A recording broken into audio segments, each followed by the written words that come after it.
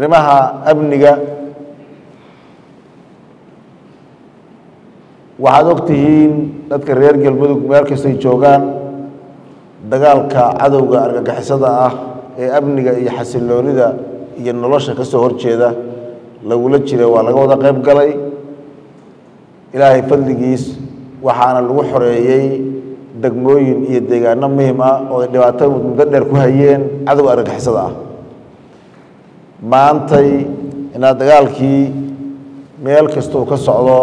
anaga dagaalka cadowgaas lagula jirahay waa isu kaano mid waa lagu jiraa meeshii uu ka socdana reer galmudug qayb bay ka yihiin waan ka qayb qaadanayaan dhammaanna waa bogaadinaynaa walaalaha iyo deegaanada iyo ciidamada qalabka sida ee qaybahooda kala duwanna waxaan leenahay meel walbay joogaan guul baan u rajaynaynaa deegaanada hadda sida gaarka ah ay baryahan dambe isku dayga ilaahay idinkii fashilmay siina fashilmi doona laguna guulaysan doona ay ka wadeen oo ay ugu dambeeyeen deegaanada hirshabeelle reer galmudug qayb bay ka yihiin meel kasta oo dagaalka argagixisada ka socdana mid baan u nahay si wada jir ahna la dagaalamaynaa wixii ciidamo iyo ciidamadiina waa ka qayb galeen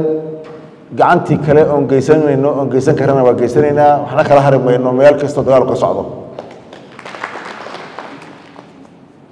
waxaan sidoo kale halkaan runtii inaan ka bogaadiyo dowladda iyo dadka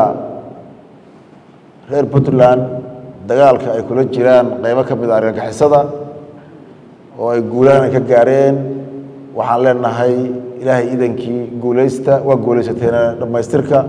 la iskala qayb galaan leenahay waxaan leenahay soomaali meelay joogtaba cadowgaas argagixisada ah qofba intuu kari karo ha uga qayb qaato ha uga qayb galo la dagaalankooda iyo dalka in laga xoreeyo maxaa yeelay soomaali meel ay xasilooni iyo dowladnimo iyo in ay dalku hore u socdo ay u ogol yihiin ma jirto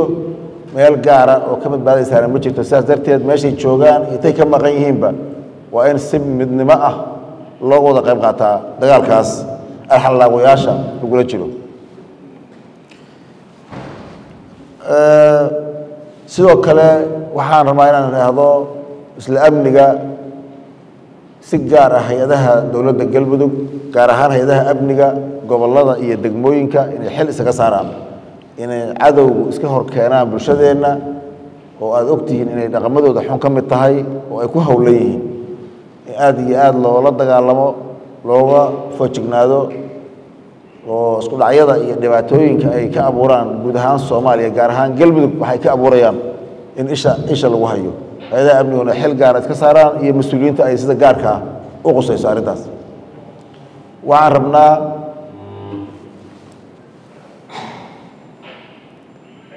in dadka lagu ogaado ama qayb ka noqda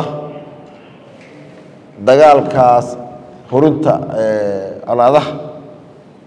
in markiiba sharciga loo soo bandhigo hay-adaha amniguna ay ka howlgalaan argagixisada arxanka daran iyo kuwa ka shaqeeya amni xumada iyo dhaqan xumada iyo iska horkeenka ka shaqeeya